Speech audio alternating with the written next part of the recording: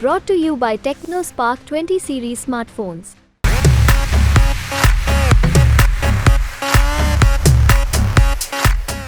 ...2019 के चुनाव में एक नेशनल वेव था, एक नेशनल मुद्दा था, नेशनलिज्म, राष्ट्रवाद का मुद्दा था, बालाकोट एयर स्ट्राइक हुआ था। इसमें वैसे कोई मुद्दे दिखाई नहीं पड़ते, कोई नेशनल वेव नहीं है। प्रदीप जी ठीक कह रहे हैं, अलग अलग राज्यों में आपको एक पार्टी के पक्ष में, किसी राज्य में दूसरी पार्टी के पक्ष में दिखाई पड़ता है चीज। तो अगर 19 जैसी स्थिति नहीं है माहौल के हिसाब से, तो मुझे लगता है 19 जैसे सीटें भी बीजेपी को आने की गुंजाइश मुझे कम दिखाई पड़ती है। 272 वाला सिनारियो, 300 वाला या 400 पार वाला?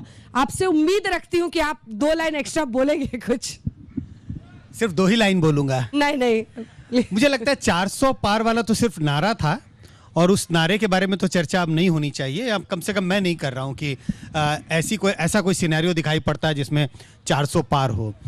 दूसरी बात है कि क्या 300 पार होता हुआ आंकड़ा, जो 2019 के चुनाव में बीजेपी के पास 303 सीटें थी। मुझे लगता है जिस तरह से 6 दौर का हमने मतदान देखा, और आपने जिस बात का जिक्र किया, कोई एक नेशनल मुद्दा बनता हुआ मुझे दिखाई नहीं पड़ा। हर चुनाव में, हर दौर में मुद्दे बदलते रहे, उससे क्या संकेत मिलते हैं? संकेत बड़े साफ हैं। 2019 और 2024 के चुनाव में अंतर है। 2019 के चुनाव में एक नेशनल वेव था, एक नेशनल मुद्दा था, नेशनलिज्म, राष्ट्रवाद का मुद्दा था, बालाकोट एयर स्ट्राइक हुआ था।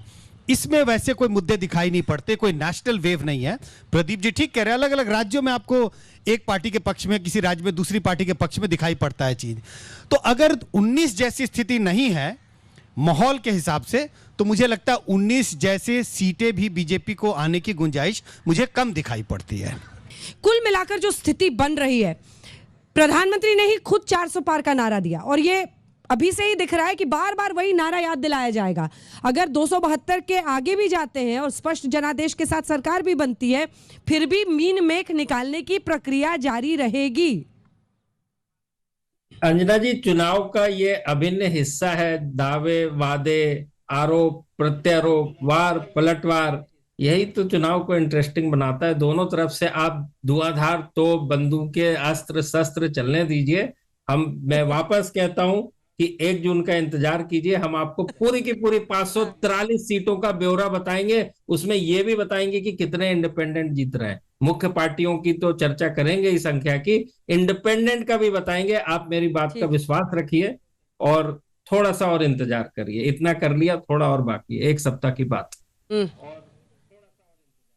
ठीक है, इतना बताइए कि किसके तोप में ज्यादा गोला बारूद है?